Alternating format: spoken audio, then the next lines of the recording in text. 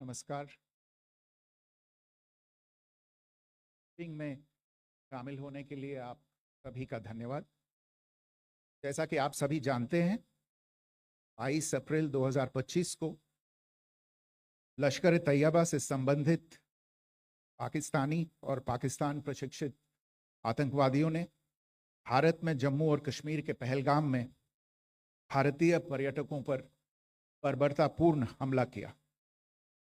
25 भारतीयों और एक नेपाली नागरिक को कायरतापूर्ण मौत के घाट उतार दिया गया। मुंबई के 26 नवंबर 2008 के हमलों के बाद ये भारत में हुई किसी आतंकवादी हमले में मारे गए आम नागरिकों की संख्या की दृष्टि से सबसे गंभीर घटना है। पहलगाम का हमला अत्यधिक बर्बरतापूर्ण था, जिसमें वहां मौजूद लोगों को करीब से और उनके परिवारों के सामने सिर पर गोली मारी गई। हत्या के इस तरीके से परिवार के सदस्यों को जानबूझकर आघात पहुंचाया गया। साथ ही उन्हें यह नसीहत भी दी गई कि वे वापस जाकर इस संदेश को पहुंचा दें। यह हमला स्पष्ट रूप से जम्मू और कश्मीर में बहाल हो रही सामान्य स्थिति को बाधित करने के उद्देश्य से किया गया था। चूंकि पर्यटन फिर से अर्थव्यवस्था का मुख्य आधार बन रहा था, इस हमले का मुख्य उद्देश्य इसे प्रतिकूल रूप से प्रभावित करना था। पिछले वर्ष आप सभी जानते हैं, 2.25 करोड़ से अधिक पर्यटक कश्मीर आए थे। इस हमले का मुख्य उद्देश्य इसलिए संभवतः यह था कि इस संघ राज्य क्षेत्र में विकास और प्रगति को नुकसान पहुंचाकर इसे पिछड़ा बनाए रखा जाए और पाकिस्तान से लगातार होने वाले सीमा पार आतंकवाद के लिए उपजाऊ जमीन बनाने में सहायता की जाए। हमले का यह तरीका जम्मू और कश्मीर और शेष राष्ट्र दोनों में सांप्रदायिक दंगे भड़काने के उद्देश्य से भी प्रेरित था। इसका श्रेय सरकार और भारत के सभी नागरिकों को दिया जाना चाहिए कि इन प्रयासों को विफल कर दिया गया। एक समूह ने खुद को रेजिस्टेंस फ्रंट TRF कहते हुए इस हमले की जिम्मेदारी ली है। यह समूह संयुक्त राष्ट्र द्वारा प्रतिबंधित पाकिस्तानी आतंकवादी समूह लश्कर तैयबा से जुड़ा हुआ है। यह उल्लेखनीय है कि भारत ने मई और नवंबर 2024 में संयुक्त राष्ट्र की 1267 कमेटी की सैंक्शंस मॉनिटरिंग टीम को अर्धवार्षिक रिपोर्ट प्रस्तुत की थी, जिसमें TRF के बारे में साफ इनपुट दिए गए थे। इससे पाकिस्तान स्थित आतंकवादी समूहों के लिए कवर के रूप में TRF की भूमिका सामने आई थी। इससे पहले भी दिसंबर 2023 में भारत ने इस टीम को लश्कर ए तैयबा और जैश ए मोहम्मद के बारे में सूचित किया था, जो टीआरएफ जैसे छोटे आतंकवादी समूहों के माध्यम से अपनी गतिविधियों को संचालित कर रहे हैं। इस संबंध में 25 अप्रैल को यूएन सिक्योरिटी काउंसिल प्रेस वक्तव्य में टीआरएफ के संदर्भ को हटाने के लिए पाकिस्तान के दबाव पर भी ध्यान दिया जाना चाहिए। पहलगाम आतंकवादी हमले की जांच से पाकिस्तान के साथ आतंकवादियों के संपर्क उजागर हुए हैं। रेजिस्टेंस फ्रंट द्वारा किए गए दावे और लश्कर ए तैयबा से ज्ञात सोशल मीडिया हैंडल द्वारा इसको रीपोस्ट किया जाना इसकी पुष्टि करता है। चश्मदीद गवाहों और विभिन्न जांच एजेंसियों को उपलब्ध अन्य सूचनाओं के आधार पर हमलावरों की पहचान भी हुई है।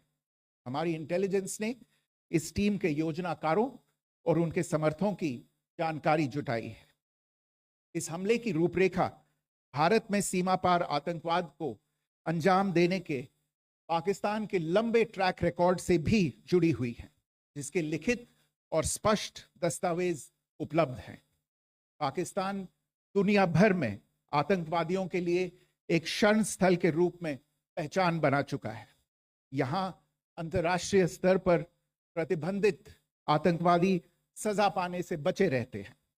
इसके अलावा पाकिस्तान ने इस मुद्दे पर विश्व और फाइनेंशियल एक्शन टास्क फोर्स जैसे अंतर्राष्ट्रीय मंचों को जानबूझकर गुमराह करने के लिए भी जाना जाता है। साजिद मीर का मामला, जिसमें इस आतंकवादी को पाकिस्तान ने मृत घोषित कर दिया था और फिर अंतर्राष्ट्रीय दबाव के परिणाम स्वरूप वो जीवित पाया गया, इसका सबसे स्पष्ट उदाहरण है। ये स्वाभाविक है कि पहलगाम में हुए इस हमले से जम्मू और कश्मीर के साथ साथ भारत के अन्य भागों में भी आक्रोश देखा गया। हमलों के बाद भारत सरकार ने स्वाभाविक रूप से पाकिस्तान के साथ संबंधों को लेकर कुछ कदम उठाए। आप सभी उन निर्णयों से अवगत हैं जिसकी घोषणा 23 अप्रैल को की गई थी। तथापि यह आवश्यक समझा गया कि 22 अप्रैल के हमले के अपराधियों और उनके योजनाकारों को न्याय के कटघरे में लाया जाए। हमलों के एक पखवाड़े के बाद भी पाकिस्तान द्वारा अपने क्षेत्र या अपने नियंत्रण वाले क्षेत्रों में आतंकवादियों की इंफ्रास्ट्रक्चर के विरुद्ध कार्यवाही करने के लिए कोई स्पष्ट कदम नहीं उठाया गया है। उल्टे वो इनकार करने और आरोप लगाने में ही लिप्त रहा है। पाकिस्तान आधारित आतंकवादी मॉड्यूल्स पर हमारी खुफिया निगरानी ने संकेत दिया है कि भारत के विरुद्ध आगे भी हमले हो सकते हैं। अतः इनको रोकना और इनसे निपटना दोनों को बेहद आवश्यक समझा गया। आज सुबह, जैसा कि आपको ज्ञात होगा, भारत ने इस तरह के सीमा पार हमलों का जवाब देने और उन्हें रोकने तथा उनका प्रतिरोध करने के अपने अधिकार का प्रयोग किया है। ये कार्यवाही नपीतुली, नॉन एस्केलेटरी, आनुपातिक और जिम्मेदारीपूर्ण है।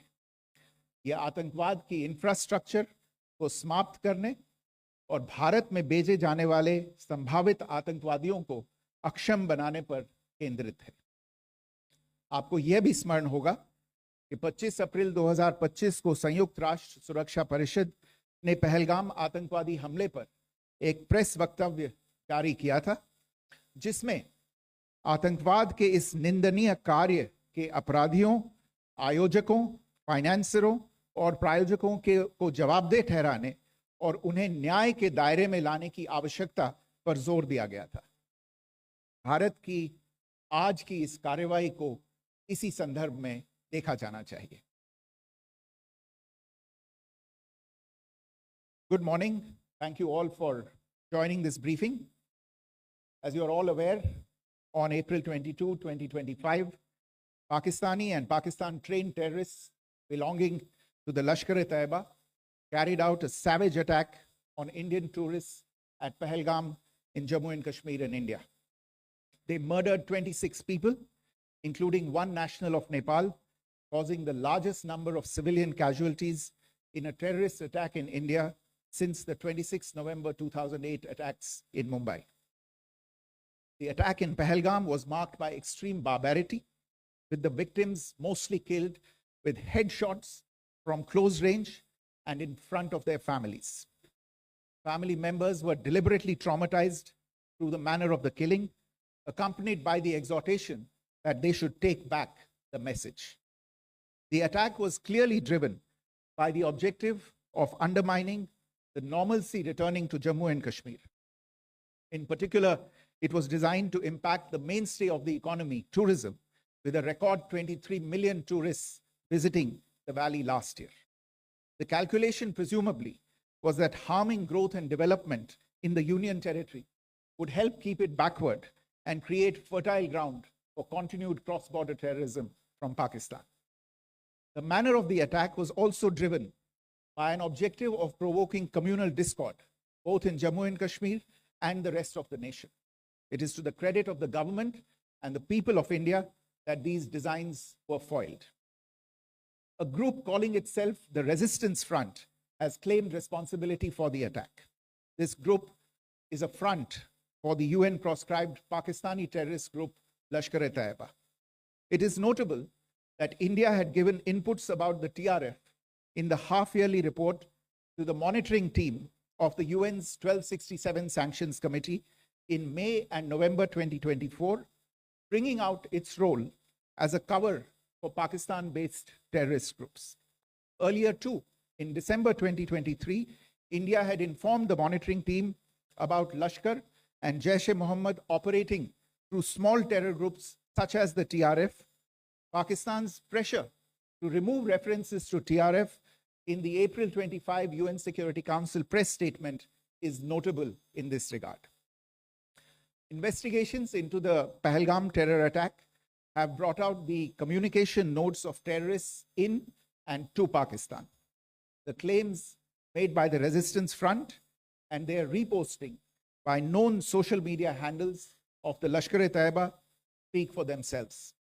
Identification of the attackers based on eyewitness accounts as well as other information available to law enforcement agencies has also progressed. Our intelligence has developed an accurate picture of the planners and backers of this team. The features of this attack also tie in with Pakistan's long track record of perpetrating cross-border terrorism in India, which is well documented and beyond question. Pakistan also has a well-deserved reputation as a haven for terrorists from around the world, with internationally proscribed terrorists enjoying impunity there. In addition, Pakistan has been known to willfully mislead the world and international forums, such as the Financial Action Task Force, on this issue. The Sajid Mir case, in which this terrorist was declared dead and then, in response to international pressure, brought back to life, found alive and arrested, is the most glaring example. The latest attack in Pahalgam has understandably generated deep anger in Jammu and Kashmir and in other parts of India. Following the attacks, the government of India naturally responded with a set of initial measures relating to our engagement with Pakistan. You're all aware of the decisions that were announced on the 23rd of April.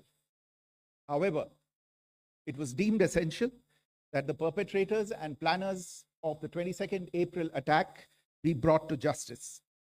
Despite a fortnight having passed since the attacks, there has been no demonstrable step from Pakistan to take action against the terrorist infrastructure on its territory or on territory under its control. Instead, all it has indulged in are denials and allegations. Our intelligence monitoring of Pakistan-based terrorist modules indicated that further attacks against India were impending. There was thus a compulsion both to deter and to preempt. Earlier this morning, as you would be aware, India exercised its right to respond and preempt as well as deter more such cross-border attacks. These actions were measured, non-escalatory, proportionate, and responsible. They focused on dismantling the terrorist infrastructure and disabling terrorists likely to be sent across to India. You would also recall that the Security Council on 25th April 2025 had issued a press statement on the Pahalgam terror attack, underlining and I quote, the need to hold perpetrators, organizers, financiers, and sponsors of this reprehensible act of terrorism accountable and bring them to justice, unquote. India's latest actions should be seen in this context. Joining me for this briefing on our actions earlier this morning are Colonel Sophia Qureshi and Wing Commander Vyomika Singh. I will request them to share some details regarding Operation Sindoor with all of you.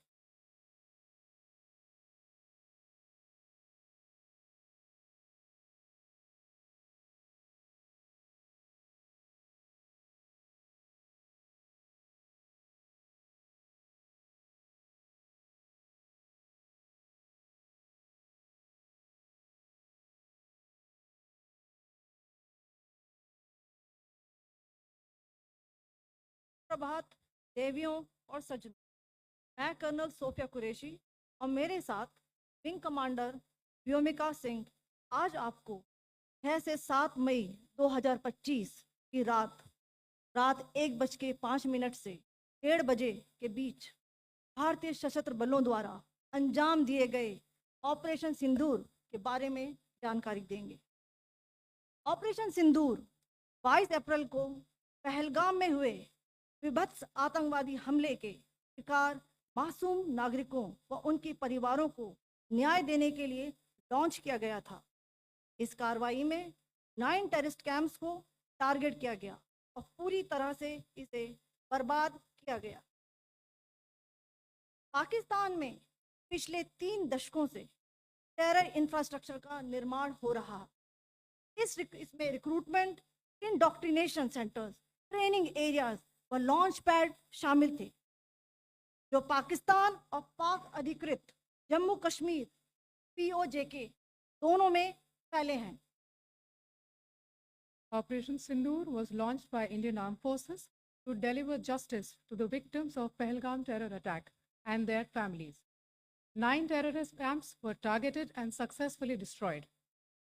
Over the last 3 decades, Pakistan has systematically built terror infrastructure. It is a complex web of recruitment and indoctrination centers, training areas for initial and refresher courses, and launch pads for handlers. These camps are located both in Pakistan as well as Pakistan-occupied Jammu and Kashmir areas. Some of the well-known training camps are located, as you can see on the screen. They are distributed from Sawai Nala in the north, counting to approximately 21, ending at Bhagalpur to the south. इन लक्ष्यों का चयन विश्वसनीय intelligence सूचनाओं के आधार पर हुआ ताकि आतंक गतिविधियों की रीढ़ तोड़ी जा सके, और यह खास ध्यान दिया गया कि निर्दोष नागरिकों और सिविलियन इंस्टॉलेशन को नुकसान न पहुंचे। The selection of these targets for Operation Sindoor was based on credible intelligence inputs and role of these facilities in perpetrating the terror activities. The locations were so selected to avoid damage to civilian infrastructures and loss of any civilian lives. This was done with due diligence, and the camps selected for targeting and their engagement will now be shown to you one by one. POJK ये targets मैं आपको बताना चाहूँगी। सबसे पहले सवाई नाला camp Muzaffarabad, जो कि POJK के लाइन ऑफ कंट्रोल से 30 किलोमीटर दूर है। यह एक लश्कर तोयबा का ट्रेनिंग सेंटर था। 20 अक्टूबर 2024 सोनमर्ग, 24 अक्टूबर 24 गुलमर्ग, 22 अप्रैल 2025 पहलगाम, इन हमलों के आतंकियों ने यहीं से प्रशिक्षण लिया था। सैयदना बिलाल कैंप जफराबाद, यह एक जैश ए मोहम्मद का स्टेजिंग एरिया है। यह हथियार, विस्फोटक और जंगल सर्वाइवल ट्रेनिंग का केंद्र भी था। फूलपुर कैंप कोटली, यह LOC से 30 किलोमीटर दूर था। लश्कर तोयबा का बेस था, जो रजौरी पुंछ में सक्रिय था। 20 अप्रैल 2023 को पुंछ में और 9 जून 24 को तीर्थ यात्रियों के बस हमले में यहीं से आतंकी को ट्रेन किया गया था।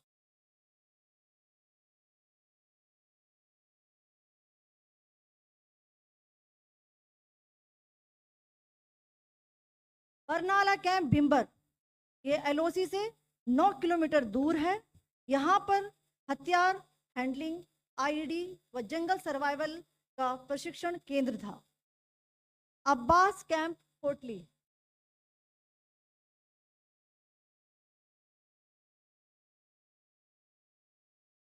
यह एलओसी से 13 किलोमीटर दूर है। लश्कर ए तौयबा का फिदाइन यहाँ तैयार होता था। इसकी कैपेसिटी 15 टेररिस्ट को ट्रेन करने की थी।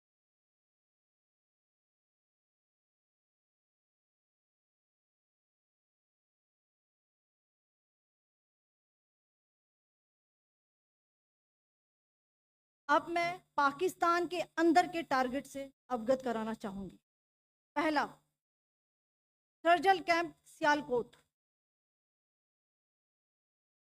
यह अंतर्राष्ट्रीय सीमा से 6 किलोमीटर की दूरी पर है, सांबा कटवा के सामने।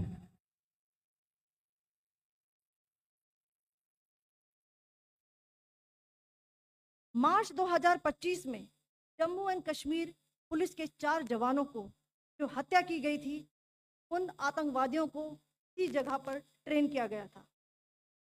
दूसरा, महमूना जाया कैंप सियालकोट। यह 18 से 12 किलोमीटर आईबी से दूर था। हिजबुल मुजाहिदीन का बहुत बड़ा कैंप था। ये कठुआ जम्मू क्षेत्र में आतंक फैलाने का नियंत्रण केंद्र था।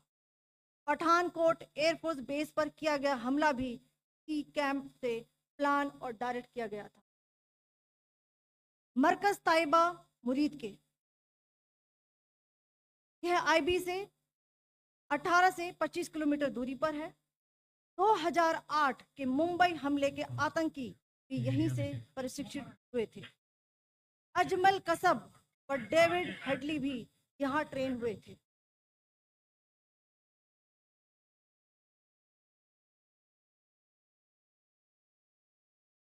आगे दूसरा आया।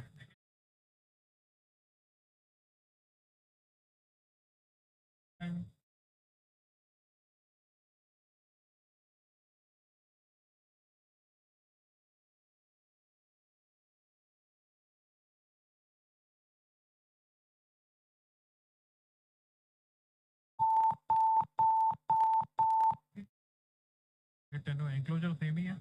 Just hit the target.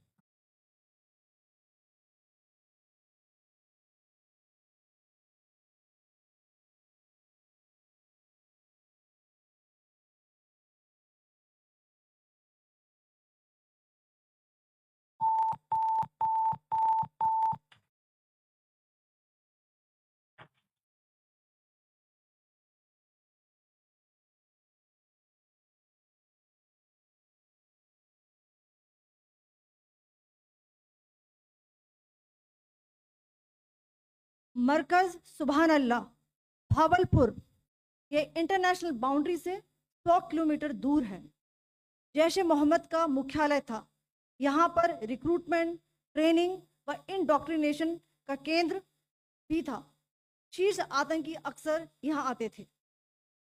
मैं आप सबको बताना चाहती हूँ कि किसी भी सैन्य ठिकाने का निशाना नहीं बनाया गया और अभी तक किसी तरह की नागरिक क्षति की रिपोर्ट नहीं है। धन्यवाद। जय Hind.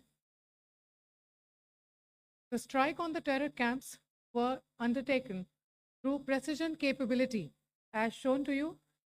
A niche technology weapons with careful selection of warheads was ensured so that there will be no collateral damage. The point of impact in each of the target was a specific building or a group of buildings. All the targets were neutralized with clinical efficiency, and the results reiterate the professionalism of the Indian Armed Forces in the planning and execution of their operations. No military establishments were targeted. India has demonstrated considerable restraint in its response. However, it must be said that the Indian Armed Forces are fully prepared to respond to Pakistani misadventures, if any, that will escalate the situation.